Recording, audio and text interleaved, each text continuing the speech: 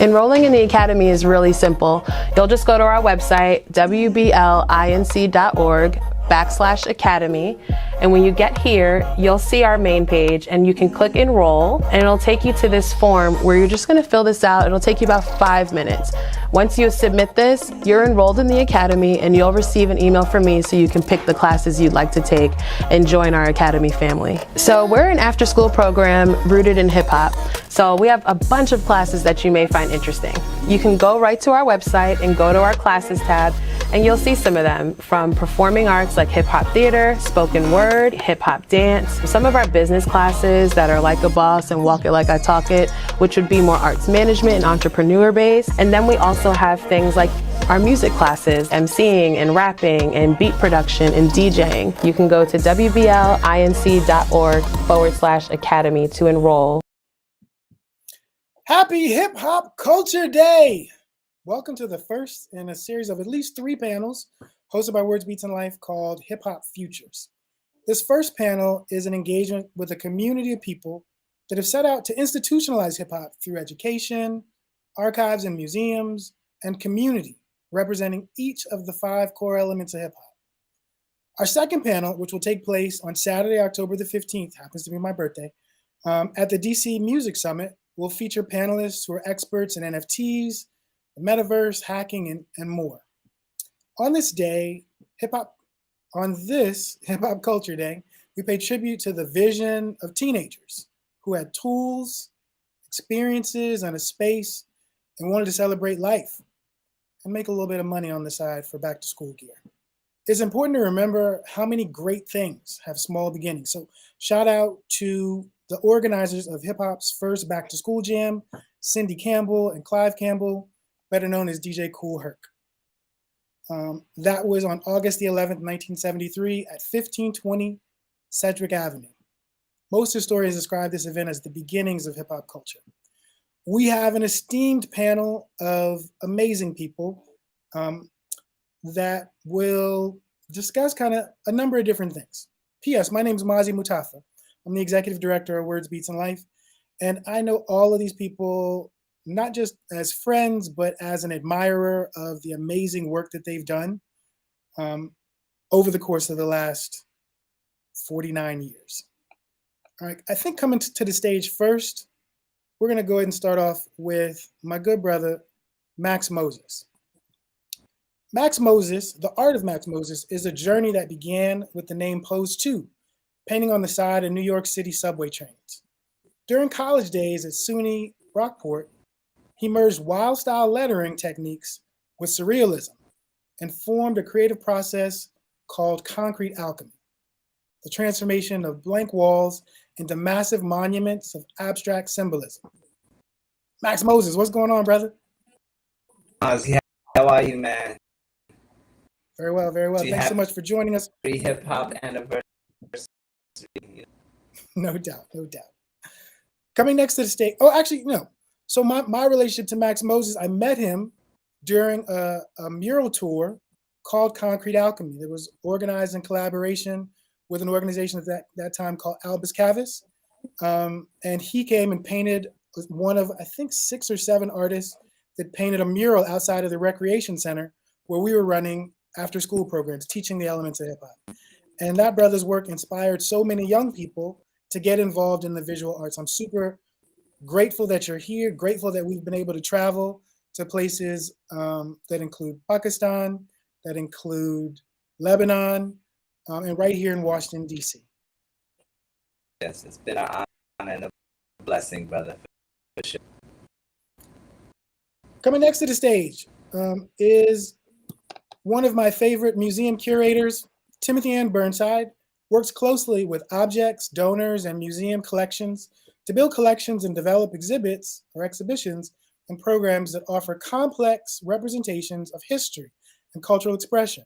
Her backgrounds include curatorial research and collecting, archival work, collections management, and program production.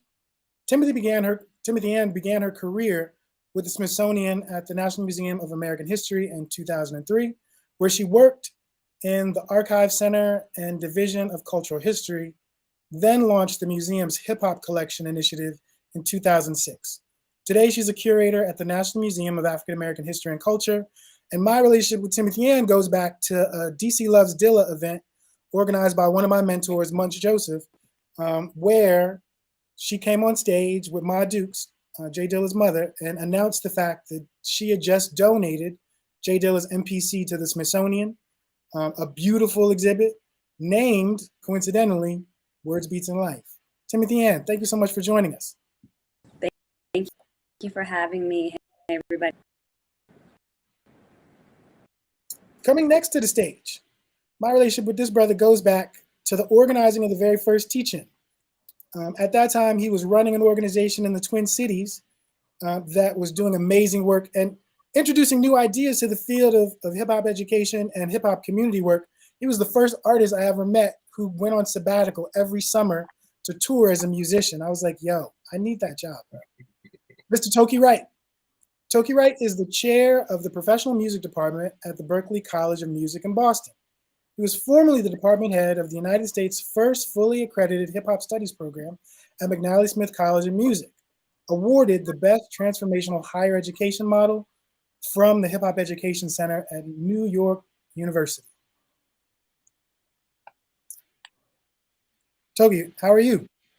I'm doing well, sir. How about yourself? How's everyone else doing? Very well, very well. Hopefully everyone's internet connection is strong. I'm looking at everybody's bars and everybody's got decent bars. Coming next to the stage is, she asked to not go first, so let's go and introduce her fifth, Marthadiaz. Marthadiaz is, where is Martha? Ooh, I'm gonna come back to Martha. Let's go and go to Asheru. Gabriel Asherubenn, you bring that brother on screen. Damn. Gabriel Asherubenn has a master's in education, is an award-winning international hip-hop artist, veteran educator, and social entrepreneur. Hailing from Washington, D.C.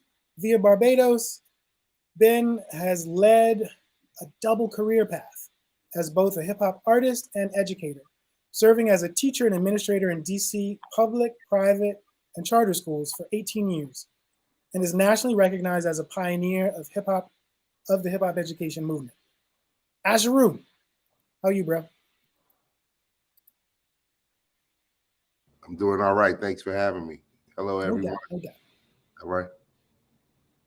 All right, coming next to the stage, we've got, I started to introduce her a second ago, but she's a woman of many talents and of many levels of busyness. So I see her over there on her phone texting. So I'm gonna go ahead and bring her on stage. That will be Miss Marthadiaz. Martha Diaz, Colombian American futurist, is an award-winning community organizer, media producer, archivist, curator, educator, and social entrepreneur. Through her exhibitions and publications of research reports, books, and curriculum, she has chronicled hip-hop's history to preserve its cultural value and memory, in addition to formalizing the field of hip-hop education. Ms. Marthadiaz, my relationship with Martha goes back to sitting in the audience at H2O, the Hip Hop Odyssey Film Festival in New York City, my first trip to a festival in New York, and watching this amazing whirling dervish make amazing things happen. Oh, well, familia, happy. All right. Who else we got? Oh yeah, my brother from another mother. That would be Mr. Asad Ali Jafri. Asad Ali Jafri is a curatorial. Wow. Asad Ali Jafri is a cultural producer, community organizer, and an interdisciplinary artist, using a grassroots approach and global perspective. Asad connects artists and communities across imagined boundaries to create meaningful engagements and experiences. Asad has over 2 decades of experiences honing an intentional and holistic practice that allows him to take on the role of artist and administrator, curator and producer, educator and organizer, mentor and strategist. Part of our story is I was at a convening in Philadelphia called ISNA, and I was trying to give away copies of the Words, Beats, and Life Global Journal of Hip Hop, and Asad walked over and was like, "What is this?" And we've been fast friends ever since. Asad, how are you? I'm good. I'm good. Blessed to be here. Coming up next to the stage, one of my favorite MCs, that would be Prowess the Testament. In her own words, I wrote my first play at 5 years old and scribbled production notes that, while simple in nature, i.e. lights up, lights down, were a creative innovation of my own. As a teen, my poems gradually became hooks and bars and passages. I write proposals, marketing plans, technical briefs, and rhymes just came naturally. Prowess creates music that lyrically draws in the listeners because of the essence of her words. Grounded in soulful tones with the full-bodied and poignant delivery and hard-edged hip-hop beats. What's going on, Prowess? I'm good. Thank you so much. I'm excited to be here. All right. There's only one other person who we're missing and is not here. So I know all of you have much longer bios than what I just read.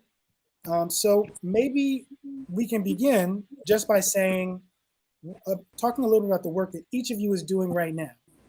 For example, I know that Max Moses just returned from South Africa. I know that Asad is doing work around the world. I know Martha's got multiple fellowships. I know Asheru's developing curriculums that are changing school. So a little bit about what each of you is doing right now. Max Moses, you want to go first?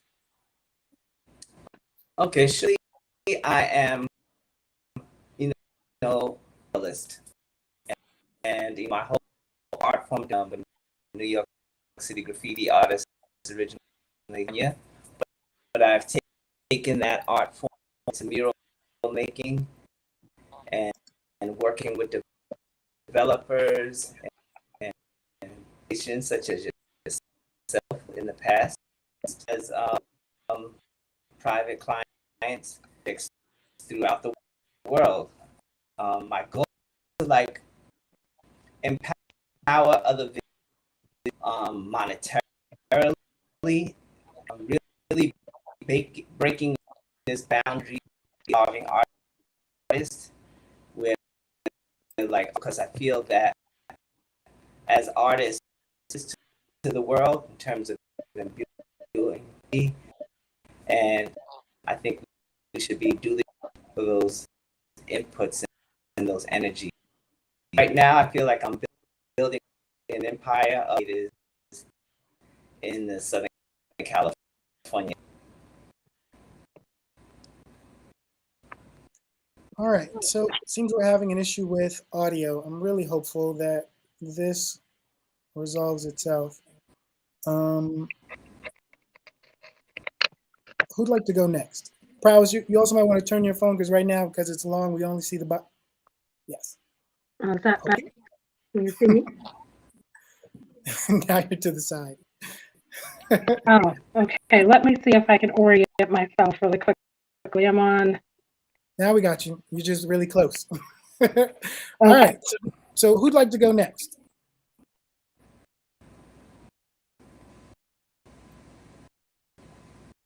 Asheru, totally cool. It's on you, bro.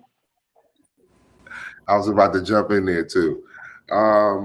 So right now, we just finished our summer camp with Guerrilla Arts, and we are now moving into the fall session for schools, serving schools with high impact tutoring programs, after school programs, curriculum development stuff. And right now, the Opus app, is the Opus.app, app, is a lesson plan builder that uses hip hop, uses contemporary literature, and allows teachers to make lesson plans in, 5 to 6 clicks.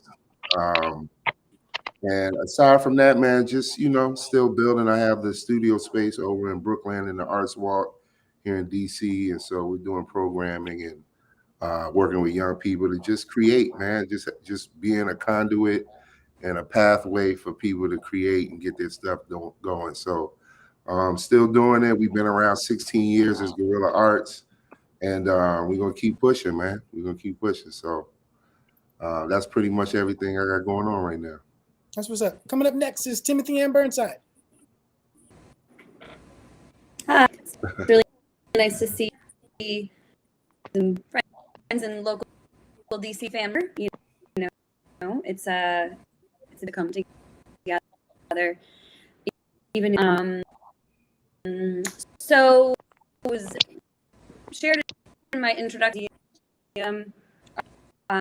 I really not just our visitors itself, and one of the things I mentioned the Dilla equipment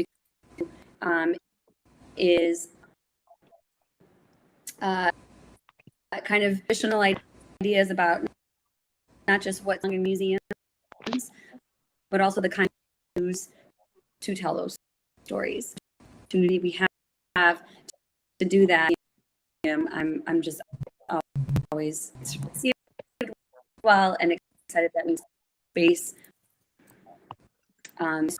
So a lot of what I do is, but it's also inclusive of, and I take on former roles in 20 years at the Smithsonian. However, that is this being the first ever at the museum. I will encourage those of you out in the world passes to visit the. There are over 10,000 people on the and it's going to be a big deal. But I think that is the fact that there's interest in hip hop is being created at the Smithsonian. And so with you all today, this evening here, wonderful to be able to see the work that is being done at the museum and across the Smithsonian to other folks here in the library. We're ready. I'm wondering if this is, we need to send this video to the Biden administration to begin to advocate for better broadband across the entire country. Let's do a quick check-in because it's choppy. So I said, can we check your mic? Mic check 1 2 1 2. Your mic is perfect. Martha, can we check your mic? Uno, dos. It's a little choppy, but we got some of it. Toki, can we check your mic right quick? Hello, 1 2 check. Testing. Toki's good, and I think so is Prowess. So let's do this. I said, how about you go next? Sure thing. A lot of my time is spent on thinking about what we've inherited from our ancestors and what we as future ancestors are leaving for 50, 100, maybe 1,000 years down the line. One of the projects I'm working on with Words, Beats, and Life is called Towards 2040. It's a fellowship for 5 people that we hope to replicate all the way up until 2020 each year that are literally thinking as creatives about that change-making work. I'm also a part of this collective called the Space Shift Collective that is just thinking about all the inherent issues in whatever we want to call it, the arts and culture sector, the nonprofit sector, and how we can reimagine not only the problems, definitely the solutions, and the new models that we need to exist so that we're not always in this process of complaining about the things that don't work for our communities, but we're actually building alternative models and experimenting in real time. The last thing that kind of connects to this is I'm also putting on my artist hat and building, creating, doing a little bit of world building, a bit of myth making, and writing and thinking about who are these characters that exist in this parallel future universe that maybe is 50 years from now, and what are they doing to disrupt systems, to make better the things that they've inherited, and what that looks like, so that we can start building that now, so that in fact they do inherit that. And that's a much kind of like an intentionally futuristic, fictitious type of world. All of those things really come together for me as well right now, because I feel like I can't stop being obsessed with the idea that we have to do something in this little sliver of time that we have so that we can course correct in a major way. Thank you so much. I said, Toki, how about you go next? What you're working on right now? I had to scratch my head right at the point where you needed to find somebody else.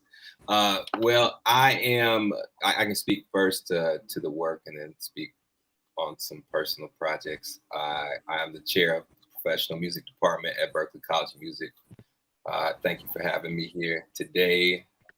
We really focus on individualized education, students being able to chart their own path by developing a program that combines disciplines. So we're noticing that trends are changing and students want to be able to have more say-so in how, in the classes that they take, the programs that they develop, and the degrees that they earn. And we, me coming from a hip hop background, understanding that there's a combination of technology and history and theory that and business practices that need to happen simultaneously for you to get a well-rounded education. And we're noticing that across the board. We're seeing less students attend traditional four-year colleges and universities, but more and more students are attending arts-based institutions. And are we making sure that those spaces are equitable for access? Do we have relationships with community? As well as, are we teaching up-to-date and forward-thinking information? And so we've been charged with developing out new programs, new initiatives, new courses. We have 3 new courses that we're running this upcoming semester. One on forensic copyright, so learning about the history behind copyright cases and how do artists copyright protect themselves, but also use other works that this is a big part of the hip hop community. And looking at the relationship between K-pop and developing genres and quickly developing genres like K-pop and Afro beats, and what are the relationship to hip hop and dance hall, and what do those histories tell us, and what can they tell us about the future? And just trying to make sure that students have real career opportunities post graduation, connecting them with internships and opportunities like that. On a personal note, recording a new album. I'm working with P-Soul, who's done work with XX Tentacion and Trippie Redd and folks of that nature. And so we've been working on that project. Been producing a lot of house music, and been working with, I just did a show with Terry Lynn Carrington, and going to work with her band on a few other shows coming up in the jazz world. So just kind of put my feet in different places, hanging out with Marthadiaz and working on, what's going to happen next year with the 50th anniversary. What are music educators doing across the country to recognize hip hop? Who are they bringing in as to help educate their students? And what are some of these guidelines and practices that need to be standardized? And I'm sure maybe Martha speak a little bit to that as well. Well, Martha, seems like you're up. Let's see how good your microphone is.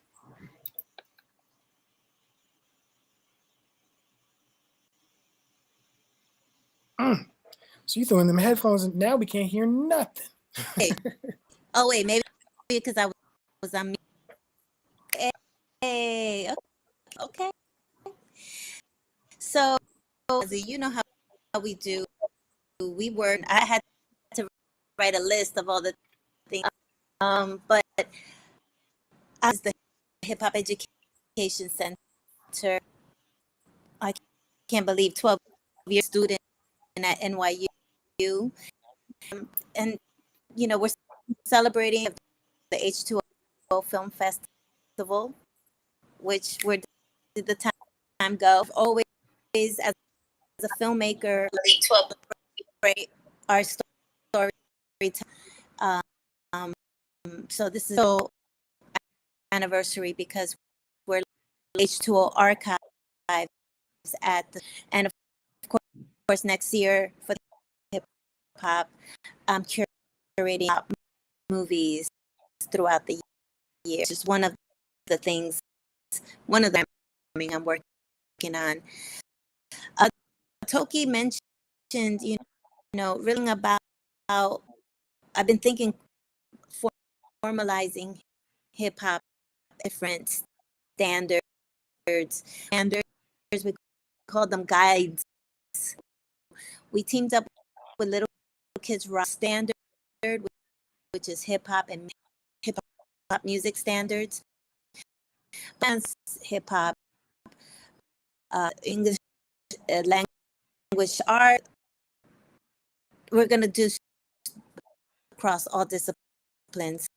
Also, I've been working with the coalition on a hip hop education and equity to schools around. They can hire hip hop teaching on or change up their hip hop and 10,000 to 30,000, and that's a federal.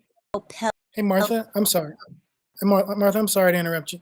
It feels like there's like a conspiracy because it's all of the women's microphones that are cutting out. So Timothy Ann's is cutting out, yours is cutting out, Prowess's was cutting out. I don't know, maybe you need to log out and log back in, but Okay. like only getting every other word. Please come back. Okay. All right. So when Martha comes back, we'll let her pick back up where she left off, talking about the work that she's doing. But because this is a panel about the future, I love the fact that each of you could talk about what you're doing right now and kind of the brief bios that I shared, kind of talk about momentum leading up to this moment. But I wonder what each of you are thinking about hip hop's future. I don't know about you all, but a lot of my timeline is people our age complaining about what's on the radio or what's on television, or people not necessarily feeling that what is called hip hop today is as connected to the work we're talking about as they would like. But I wonder what each of you, like keeping that critique of the radio and music on the radio aside, what you each kind of see as the future of hip hop as people that are really working to institutionalize it in universities and communities, in museums, through curriculum. What do you see as the future? Like Asad was talking about dreaming of, or the practice of myth making, like this idea of projecting ourselves into a future, because for the most part, we're all living in a future that people projected. We're living in a present that people projected as a future. So as we start to work towards the future that we want, I wonder what you all imagine as a part of hip hop's next 49 or 51 years. Toki, you want to jump in there?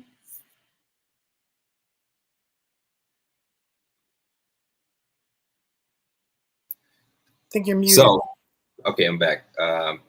So I'm thinking of multiple things happening at once. You know, there's this advancement in technology that's constantly happening, and we have this unpredictability that exists in all of the markets, as a result of pandemic, as a result of social unrest, things that we can't necessarily predict, things that happen randomly.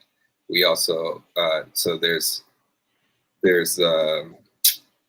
like the market and the industry, and then we have our communities and how our communities are related to these markets. And hip hop has this great way of approaching a lot of issues because we're constantly trying to having to pivot and think about things, and we coming from like a very freestyle oriented culture where we're constantly thinking about the next few steps and the next few moves, and we're seeing that in multiple fields of work that employers, for instance, are looking for people that have an innovative way of approaching problem solving.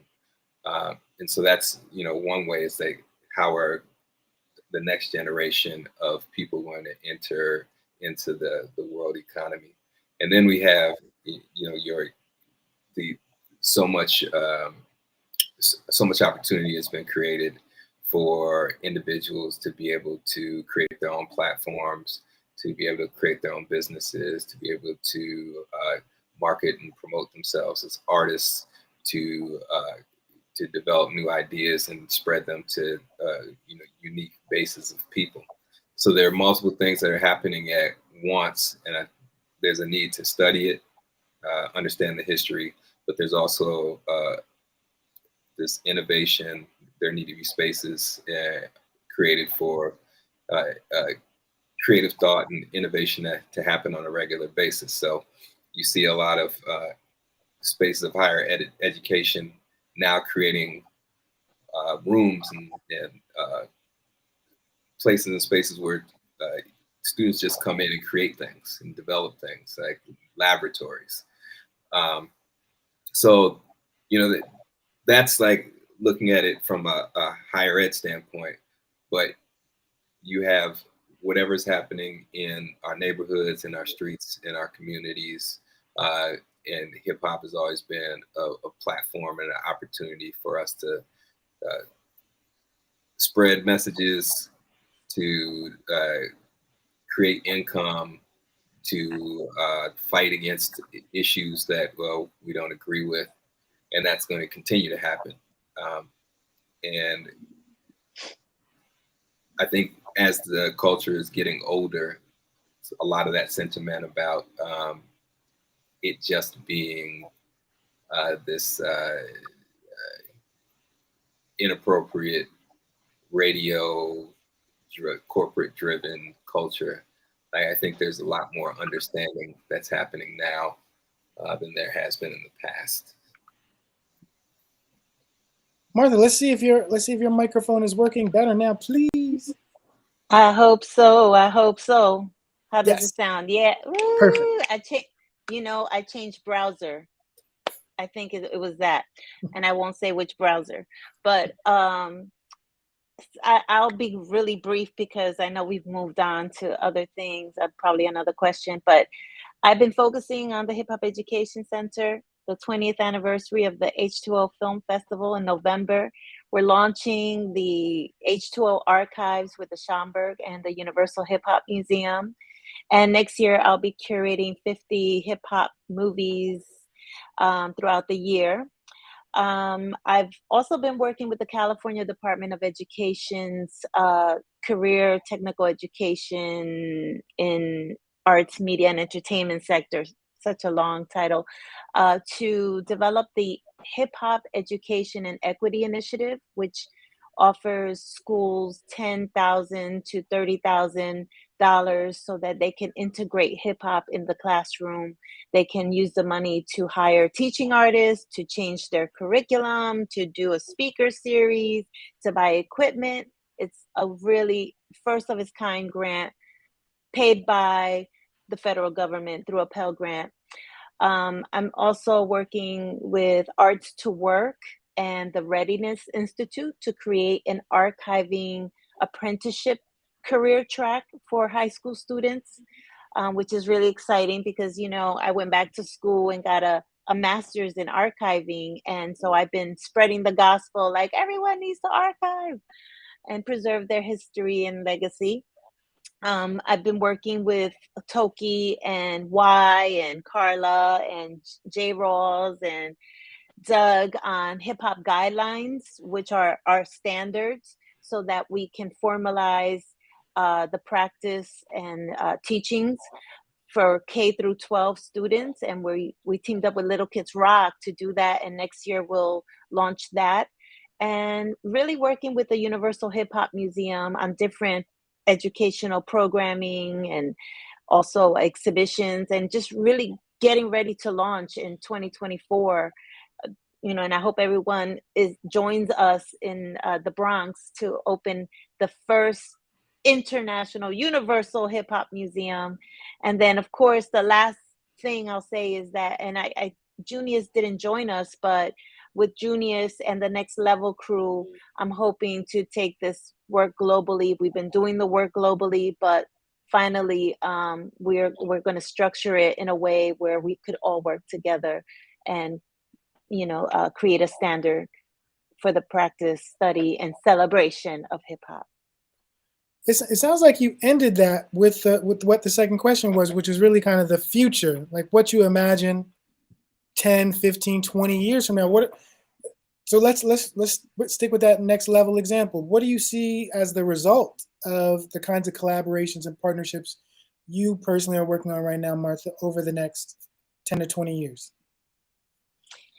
Well, the first time I gathered, and I think, I don't know if I really made it clear that I consider myself a hip hop community organizer. And so my work is really not to be the expert, but to bring the people who are the experts, and together we lift the community up. And so I've been doing this work for a long time. And since I brought together a group of archivists and collectors of hip hop, and Timothy Ann was part of that first round of people. We had about 50 people only at that time. That was, I don't even know when that was, maybe 7 years ago, 8 years ago. We had about 50, 25 institutions and 25 individual pioneers, collectors. And now we had a second meeting in 2020, and that tripled the amount of institutions that were collecting and preserving hip hop and collectors. And I would say if we had another meeting this year, I mean, the amount of museums, the South African Museum just launched, Germany is working on theirs, Sweden is working on theirs, Canada has the Northside Hip Hop archives. So that is the number one trend in hip hop right now, is that. And of course, building schools. We have Jay-Z just launched Rock Academy, and we're seeing more and more. And shout out to Young Guru, who's now going to be the dean or the chair of Rock Academy. And so we're expanding in education. The High School for Recording Arts, the first hip hop high school in the country, is now duplicating their efforts all over the country, actually all over the world, because I think they work with a school in Australia where they're replicating their model that works, so education, archives, and, entrepreneurship. That's really the fuel, the inventions of whether it's an app or an equipment and a device, or even a convening would be an invention, right? If you're convening people in the moon, right? That's an invention that comes from us. And I think we're going to start to see more and more innovative ways of communicating, of building enterprises, right? Like, you no longer have to do this by yourself. You can be a collaborative, you can crowdsource, and that's that global movement that we're building. I'm gonna stop. No doubt. Max Moses, you are back, and I know you've changed devices. Yes, can you hear me? Much better, much better. So we're asking the second question about what you see as the future. I mean, you're a person who has been here since. Can you hear me? I can hear you, yes. So you're a person who's been here for the entire history of hip hop and been an innovator within the culture. And that's not a shot fired. I see you looking like, oh, shots fired. No, I'm saying that you're a person that has a life experience that predates hip hop, and then for the entirety of hip hop itself. So I wonder, from your own point of view, the things that you're seeing through travel, the things that you've done through innovation, what you see as the future of hip hop. So I'm listening to what Martha just said, and she said one thing that sticks in my mind about, wanting to lift people up. And I feel like there's always been this narrative in hip hop about and I want you to take, and I want the listeners to take this in a proper context about getting high or getting higher, right? So I feel that hip hop has been around almost 50 years now. There's been this underlying story that kind of goes within the poetry of hip hop. And like I mentioned earlier, this idea of getting higher, getting higher. So I see like the future of hip hop, and this is coming from a visual perspective, and maybe even from a poetic perspective also, that I am seeing that younger people, or this next wave of people, are going to tap into other means of lifting up, of other means of tapping into the inner beings.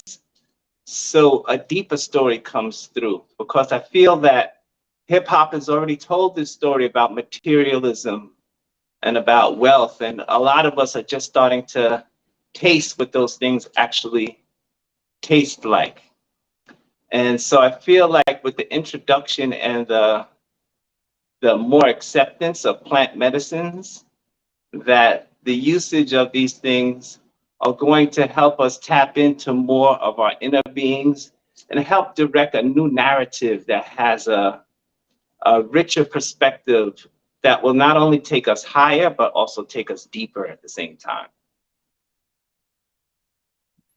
It's a beautiful sentiment. Timothy Ann, how are you, this question about the future of hip hop, particularly in the realm of what you and Martha both are talking about around collections and museums and institutions, what do you see is happening over the next 10 to 20 years? Always thinking of what we're doing can be transformative for those. So the foundational element, thinking of the future, for me, is not forgotten. And all of the things and all of the different are being put together in ways that make sense for those who come next. So there are no doubt, and we're doing all with the folks who made this. You know, we're lucky enough to be able to. Can you not hear me? No, or you can't hear me. You're talking. Going in and out. I don't know what to do.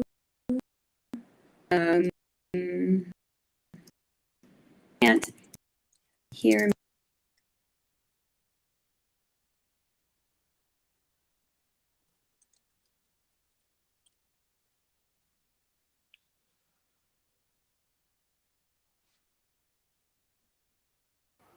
Mazi, if you were speaking, we couldn't hear you. Sorry, I muted myself. I said, how would you respond to this question about hip hop's future over the next 10 to 20 years? To be honest, it's a hope. It's not necessarily a prediction or anything, but I would hope, for example, with the museum question, is that hip hop could also come up with the alternative to museums. Having worked in museums, I also see the problems that are there and the problems that are inherited. And I guess I wouldn't want to just see hip hop do versions of things that already exist, but really be truly innovative in connecting people. Like folks were saying, really talk about collaboration, open source and transparent methods. And as hip hop has always innovated and almost like hacked systems, continue to do that, but not in a way where we're trying to solve the symptoms and just look at problems in the same way, but really looking at those problems and thinking, is that even really the problem? Or do we have to reanalyze and redefine what that is so that we can be clever in terms of like, why is there such a big healthcare problem in the US, right?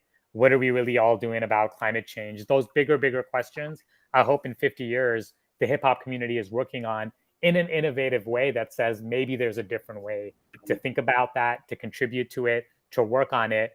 And we need to kind of, I would say, fight against some of the models that exist that are extraction-based to individuals, that are transaction-based, that are reductive to our identities, and thinking about how we really build a different type of movement. Because sometimes, to be completely honest, I feel like hip hop feels like it's been, I don't want to say co-opted, but something has happened where it feels less innovative in the right now. And I hope that some of that spirit at least comes back from a community perspective.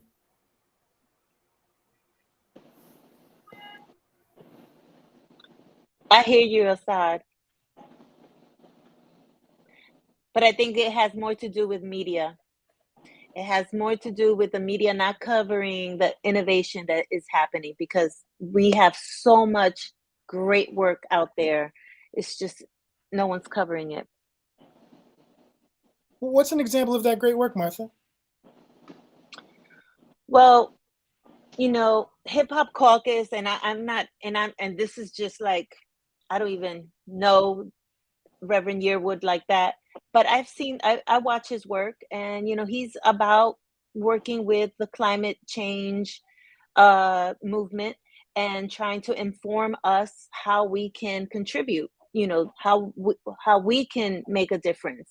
You have people, you know, everyone here is doing something that is transformative, or you know, and you know, something that stuck with me, Asad, was the museum part that you said, you know, we are replicating other museum models, or you're afraid that we might replicate other museum models, which I completely understand. And I'm always pushing back with the Universal Hip Hop Museum, because we don't want to do the same thing.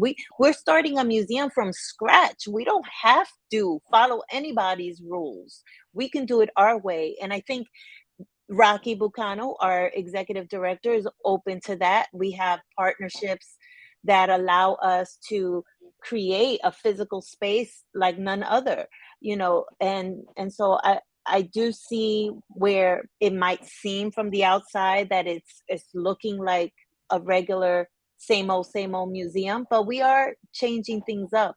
Now, I think some of the real problems that we're not addressing, the pink elephant in the room, is how can hip hop raise its moral values, right? Because we can be innovative, we can do great work, but you know what? We still allow some bullshit to happen. We still allow the misogyny. We still allow, you know, the homophobia, and those things. I think it's time for us to deal with it and take care of it for the next 50 years, so we could have more, you know, inclusion and diversity and respect. The challenging thing is, I feel that, like, you know, when hip hop began, hip hop didn't belong to older people. Hip hop belongs to young people. Like, the young people come in, like when I was a kid, like the recipe for hip hop is risk. You know, taking risk and being fearless and not caring about what anybody thinks about what you do, as long as it's true to you. And if that energy still prevails in hip hop, then all will be well, regardless of what we think. And that's the real energy of hip hop. Hip hop is rebellion. Hip hop is power. Hip hop is risk. You know, and that's the energy that we rode on from the gate. You know, and if that energy prevails, then we'll be good regardless. And we may totally disagree with it. We may totally think it's the wackest thing ever. And that's the challenge and the reality that we're going to have to live with. I mean, I think Max Moses brings up a great point, and maybe Asheru could speak to this. Like, where is risk still present in this process of institutionalization? Where is risk in this process of creating classroom spaces that challenge young people to see their lives as primary text, but also to see themselves as powerful? Where's the risk in the work that we're all doing? Well, you know, first I just want to say, Max, you hit the nail on the head. I mean, that's the perfect quote to sum up what hip hop is, because we always think about it as a tactic or as a strategy or as a problem solving tool and things like that. But I think that, you know, it's interesting because I was born in '74. And so I can say I grew up as a hip hop kid, right?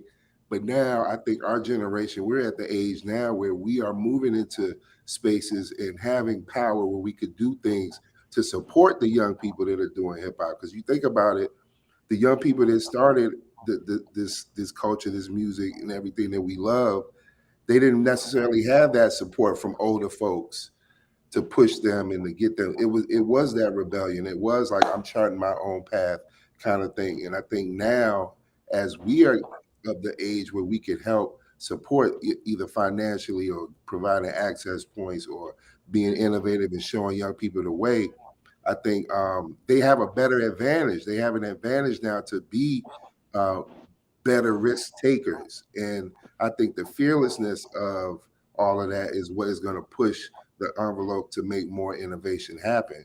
And so, we're at a great time right now to imagine what the next 50 years are going to be, and the young people who are going to fuel that movement have the support of people like us who are doing this work and really thinking about it in this way for the longevity of it.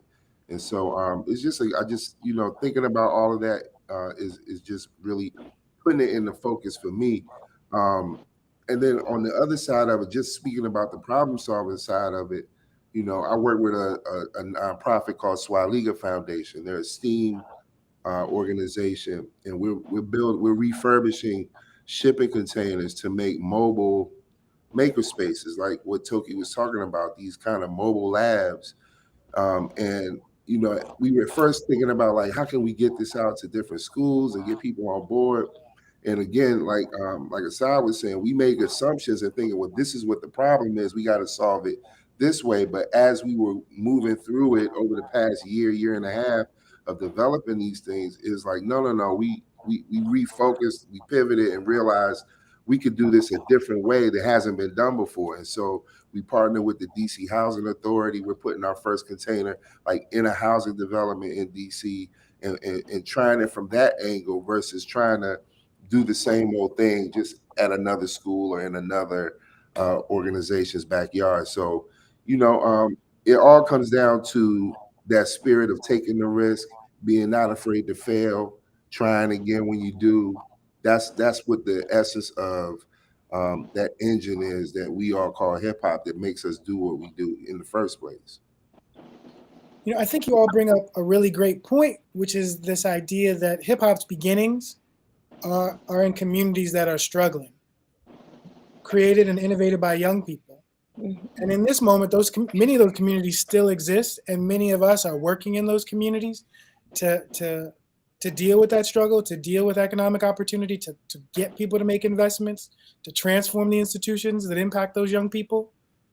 But with that being said, I wonder, like those early pioneers who had to play funk records because rap music didn't exist yet, who borrowed from other forms of art to be able to express themselves and tell their stories. I wonder where we are drawing inspiration from today. Is hip hop's only inspiration today hip hop's 49-year past? Or is there a present right now that's also inspiring what's going on? Sorry, Max, what'd you say? This is how come I'm saying, and this is probably very contrary to the popular thought, but this is why I'm saying, like, we need a new get high, because like the get high, the things that we wanted to get high, the things that we wanted to get us higher, that whole platform is cluttered already. We already done the sexism and the materialism, and like, okay, so what's next? So the only way you get higher is if you go deeper. So there has to be something that is going to generate or force people to go deeper into their being. It's funny because you talk about me traveling to South Africa. I'm in South Africa and I'm at my boy's house and he's playing this song and I'm listening to it. And I'm like, who is this kid? This kid called Hops? Is it called Hopspin or something? Holy smokes. I was like, where's this kid from? He's from the States, but this kid is amazing.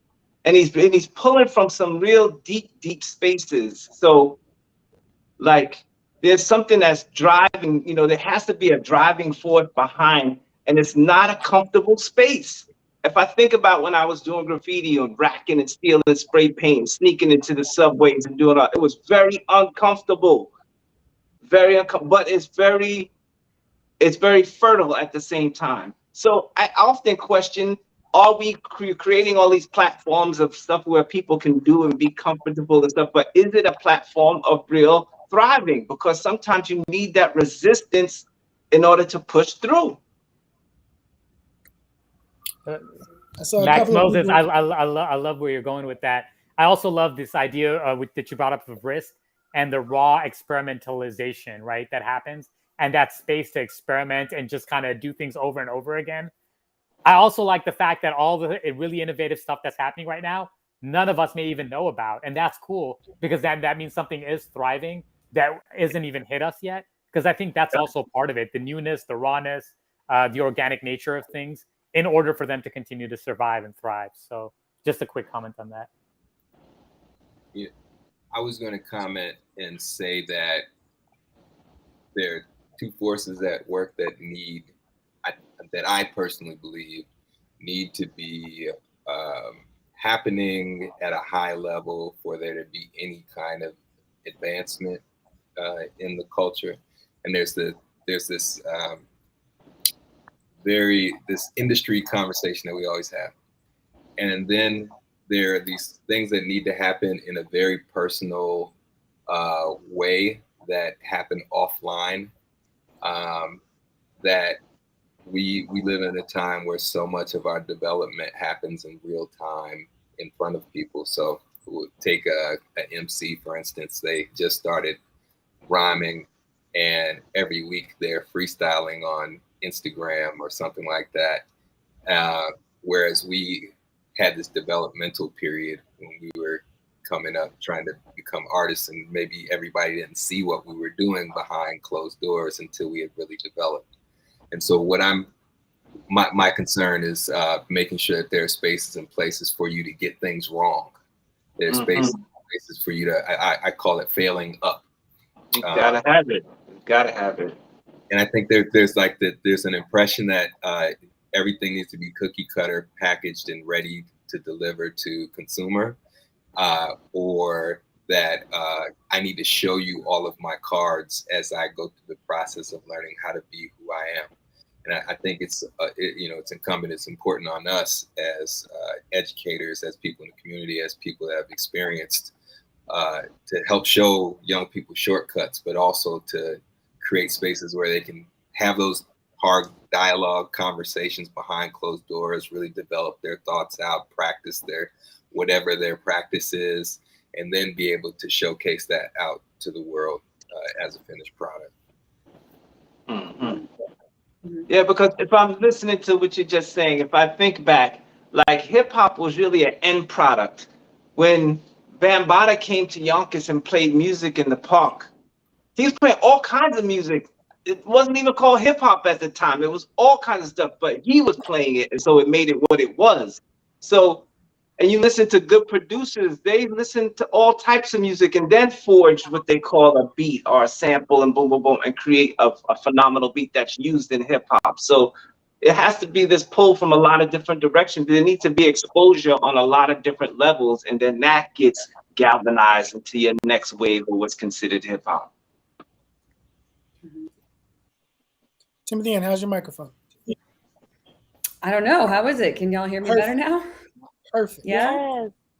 No, I think that all of this, it's all about balance, I think, in so many ways, because yes, museums have to be transformative, not just for the visitors, but for the museum field and for the next spaces. And so the work being done in any, institution should be forward thinking, but the job of what we do at history museums is to look to the past. So how are we finding that balance, and how are we able to take hip hop as an example of many things, and incorporate it into that larger narrative? And so I think it's important, again, balance with inclusion of things like hip hop in these larger institutional spaces, and also have dedicated spaces for them.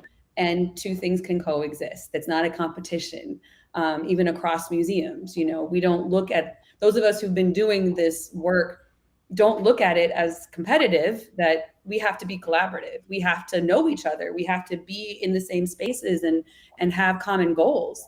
And so as you're cultivating the next generation of people who are the youth of now, and what's their grounding and their understanding of hip hop, and how do they have access to that information? Not that they have to listen to it every day. They don't need to be, they don't need to keep Cold Crush Brothers on repeat, but do they know they exist?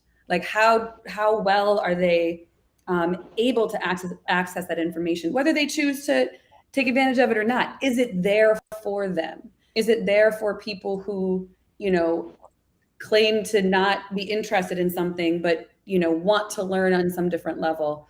The folks who won't go to a dedicated hip hop museum might come to a museum that has hip hop, and it goes in both directions. And so I just really think that, you know, with our ability as a culture in the largest sense to move forward and to not replicate, you know, problematic elements of the past, is to have an understanding of that past.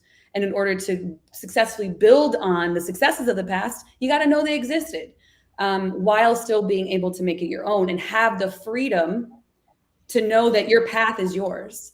And even in the museum space, in the educational space, we're not all doing shit the same way. But we're building on our strengths. I think that's the key for me anyway, is that, you know, what happens at Cornell doesn't happen at the Smithsonian. What happens at the Universal Hip Hop Museum doesn't happen at the American History Museum. It doesn't happen at the pop culture space, but it's all a conversation being had with the public in general, and making sure at the end of the day that the kids who are coming up in 100 years, you know, and want to be the next big thing in hip hop, that they at least have access to what has happened before them, and they can understand it in order to be their best selves and create their own path. So again, for me, 2 words are transformative and balance with everything that we do. So I feel like Max Moses had an empty bottle and put the contents in for a Molotov cocktail, put in the rag. So I want to go ahead and light that thing on fire and throw it into this conversation, because here's a tough question. Because he was very polite when he said it's about discomfort. But where's the room? And I think Asad was kind of hinting at this too. But where's the space for radical hip hop in this moment? This idea that young people saw empty rooms and said, "Let's go in there and make space for ourselves." They didn't necessarily ask permission. So how are we, as people to varying degrees that are participating in the production and creation of institutions, also making room for radical? So check this out. Yesterday I was at this area with my son called Campland, and I'm sitting in the hot tub, and this woman is talking about Netflix. I was watching all these music documentaries, and I learned so much, and it was so fascinating. I never knew this. And yes, she was a white woman, an older white woman, and then there's another one. She's like, yeah, then I learned all this about Quincy Jones. And the woman was like, oh yeah, Quincy Jones, was he the one that shot up the whole house and such and such? And I'm like, are you kidding me? So this just made me realize, like, so you want to be radical? It's like, there's a whole group of people that don't know what a hip hop is about. Really, when I say hip hop, I'm talking about the energy of hip hop, the energy that carries, because we understand what that energy carries. It's imbued in us, right? But there's a whole population out there that just doesn't get it. So I feel like these institutions and museums and stuff that we are creating, some of those people need to be forced to go there. They need an education because they really don't get it. They don't understand the contributions that we have really demonstrated on this planet. You know,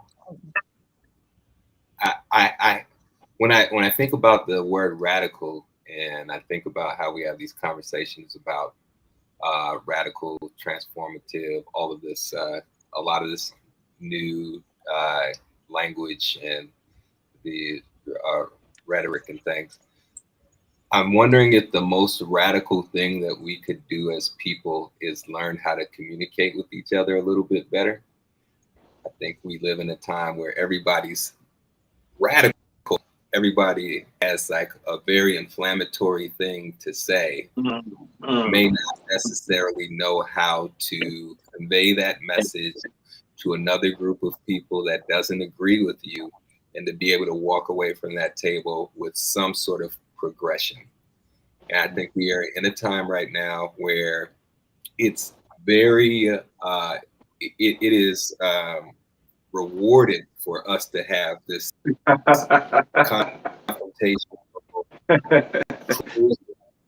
And right. Hip hop has such a beautiful history of how do you deal with conflict It's like we can step into a space and give all of our energy into this space and into this moment and both express what our issues are, and then we can come to some sort of conclusion in this moment. And maybe through the process of us dealing with these issues and saying what we really wanted to say the way that we wanted to say it, there might be some outcome that is positive for everyone. But if we continue to sit in these silos and have all of this critique for kids in Southwest Atlanta and how they approach living in their community and how they respond to it through their art or through their dress or their fashion, and we want to critique people that grow up in some other community and they go about the world in a certain way. Unless those communities are having a conversation with each other, we're not going to have any progress. Yeah, and I would agree with that, and that's the whole point, that people don't know hip hop history, and because they don't know hip hop history, they think that they're inventing something new, or they want to do their own thing and prove that they could do their own thing. But we need to come together. I think what's exciting is what's happening in hip hop studies. We are now entering academia with much more power. One thing is like having a thesis and being the first, like A.D.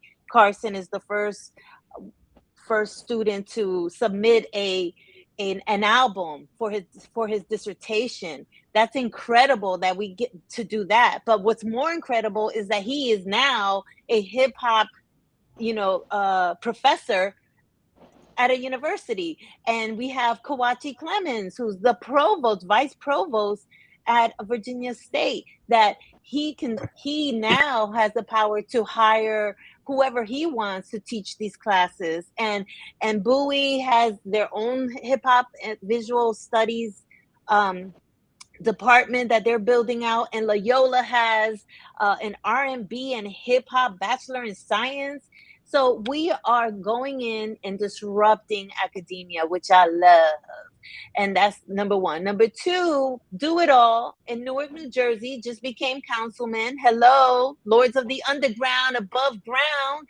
We have to take control of our community, and we have to be the leaders. Maria Isa is also running in Minnesota. This is exciting. I know Kevin Powell ran like 3 times for Congress. Run one more time, Kevin, one more time. Keep going. We got Ras Baraka, the mayor of Newark. And so that's exciting. And changing the curriculum has to happen, right? And Asheru's in that space, and Toki, Toki, you're the chair of performance at the Berklee School of Music. So what we're seeing now is the transformation, but in 10 years, when the kids that go through our programs graduate, we're really going to see innovation. We're starting to see it now, because the high school students that graduated from the High School for Recording Arts, they're working, they're making albums, they're touring, they're doing great work. Shout out to Louis Blaze, Mickey Breeze. There's a lot of exciting things. But I'll say this last radical way of thinking, which is through the archives, right? So I got into archiving because I knew that the media that I had was limited. It was going to expire. And especially when I heard that the VHS was being discontinued, I was like, holy shit, I got to do something to save my history. If each one of us would think of our lives as the most important history lesson to pass on to our family members, then we could really start to think about what can we do with this history? How is it going to empower our children? How are we going to build wealth and social capital with the archives? How can we build institutions? How can we do what Tahir Hemphill is doing, which is dumping all of this information into an AI computer program and creating the most incredible student work you will ever see, well, for the next 3 years, because he's so advanced. But he's taking the data, he's taking the archives and remixing it and creating a new world. And some of it is virtual, but a lot of it is connecting, you know, in person. I can appreciate all that. Just to be clear, when I said radical, to me, radical is how is hip hop going to eliminate illiteracy in Washington, D.C.? What is hip hop going to do about the environment? Like the things that we all care about that are beyond the forms, but can be inspired by, can be worked through. And it's not a critique of anything that's happening, but saying, are we also making room for these other things that would actually be like there's a concept in the ability status community called universal design. So this thing is designed for one group of people that's actually a value to other people. And I feel like that's part of the challenge for all of us to think about not just how are we teaching young people about their past and their present and helping them understand that they represent a continuum of innovation, but to also be supporting their aspirations for the future. I know all of you have got to go. We've got 3 minutes. I see Martha chomping at the bit to be like, but Mazi. No? Okay. Anybody have anything to say before we, Asheru, you want to comment before we go? Unfortunately, Prowess wasn't able to stick with us. Asheru, you got anything before we go? And Toki? No, I'll just, once again, thanks for having me. I love the discussion. Gave me some great stuff to think about just in terms of not only how we continue to do the work, but thinking about that 50-year plan and what we could envision through the means of providing this outlet and this access and these resources for the young people that are coming up under it. No doubt. So why don't we do that? Everybody give a comment before we close out, and I'll take you off screen. Toki, go ahead. What I wanted to say is I think a lot of the work we need to do, we already know how to do it. We just need to do more of it and have more spaces and places for us to collaborate, to have conversation, for us to have leisure, for us to just be ourselves in the world and normalize what is happening on this level of the hip hop conversation. And I think we need to make ourselves known, and we need to have national, international initiatives, especially around the 50th anniversary. So I invite you all to connect with me, connect with, hopefully connect with Martha around the 50th and say, what is the statement that we would like to make on a global level on this monumental occasion? Thanks, Toki. Asad, you want to, Timothy, and you want to go? Bam. Sure. Just a closing thought in general. Yeah. Yes. I'm always so grateful for time with groups like this, and so encouraged by all the things happening, in the world. And as always, Mazi's probably tired of hearing me say this. I really view what we do, because it is truly what we do at the Smithsonian, and we are in service to the public. And so please look to us as a resource, look to us as a welcoming space, but to help support all these different projects and provide information. And we're also here to be receptive for all the things going on out in the world, and try to really, through hip hop in particular, and a lot of this more kind of relatively similar work or contemporary work or transformative work, whatever you want to call it, we want to try to break down some of these invisible barriers that have existed for absolutely no reason and for far too long. So I'm just grateful, and like I said, grateful and encouraged to be with y'all. So thank you very much. All right, quick shout out to one of the co-owners, creators of the Museum of Graffiti, Carlos Mayer, who's been here the whole time. Love to Martha and the rest of the crew, and also to our friend Tuodros out at Bowie State University, and a whole bunch of other folks who've been in the chats.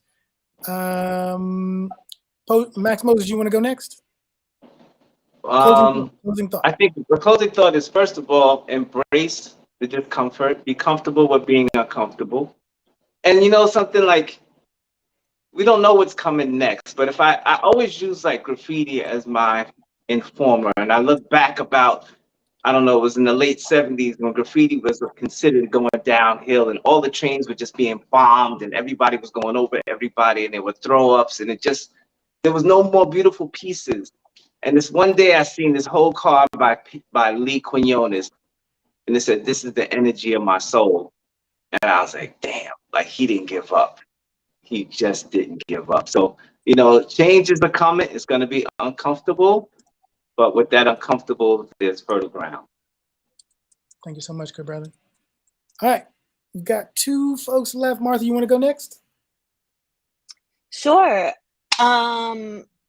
I think I was thinking about your Launch X fellowship, which you didn't mention. That's so innovative, right? Like you are investing in social entrepreneurs, investing in young people, and really helping them grow their ideas. And I think this is necessary for us to see, you know, hip hop flourish in the next 50 years. I will be doing another fellowship at Virginia State, working with Kawachi and Play from Kid and Play, and we'll be doing a lot of work around the 50th anniversary. I'm going to have a symposium so that all of the people who are working on programming for next year can talk about their work and recruit volunteers. But I know like the Baltimore Museum of the Arts is doing an exhibition, FIT is doing an exhibition, the Rock and Roll Hall of Fame, the Grammy Museum. So everybody's doing all these programming. So everybody needs to contribute to this some way, shape, or form. And lastly, I think it's important for us to just say, I love you just the way you are. And, you know, thank God for hip hop, because I wouldn't be here today with you. So much love to everybody. Much love to hip hop. Love you, Martha. Asad, last but not least. I think that the transformation and the balance piece stand out for me. I think that's really important. This spectrum of a community that we have, it can't just be diverse in our identities. I think it's actually good if it's diverse in our thoughts and our methodologies. And if there's healthy disagreement and critique, I think that's good, as long as there's also a lot of collaboration, a lot of shared resources. And I think there needs to be space for the raw and the radical just as much as the tried and the standard. And if we keep doing that, then I think we'll be in good 50, 100, 500 years from now too. Thank you so much, good brother. All right, well, that was a great first panel discussion about hip hop futures, talking with some of the people doing important work right now, this institution building, but also community building, also creating spaces for innovation. We'll do another panel again on Saturday, October the 15th. It's going to be in person at the DC Music Summit, happening here in Washington, DC, led by an amazing MC here in Washington, DC, by the name of Dior Ashley Brown. Looking forward to it. Thank you so much, everybody who tuned in. And for all of you that were here with us today to celebrate the anniversary of hip hop, it's all about peace, love, unity, and having fun.